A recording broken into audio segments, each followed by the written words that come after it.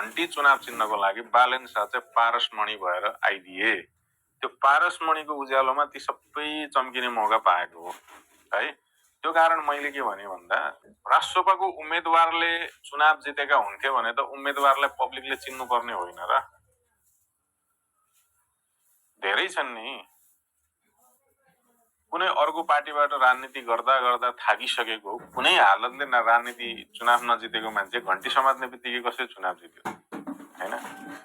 पब्लिकमा कहिले नभिजेको मान्छे चुनाव चिन्ह घन्टी समात्ने बित्तिकै कसरी जित्यो त? त्यो उम्मेदवारको चमत्कार होइन नि, उम्मेदवारको करिश्मा होइन नि। त्यो के थियो त भन्दा त्यो पार्टीले प्रधानमन्त्रीका रूपमा जसलाई अगाडि सारेको थियो त्यो व्यक्तिको व्यक्तित्वको चमत्कार हो। नयाँ र पुरानो भन्दैन क्या। नयाँ र पुरानो भन्ने भए अमरेश कुमार सिंह किन चुनाव जित्या? अमरेश कुमार सिंह नयाँ मान्छे हो र नेपाली राजनीतिमा? अमरेश कुमार सिंह के राष्ट्रसभा स्थापना कालदेखिको राष्ट्रसभाको मेम्बर हो र? होइन नि।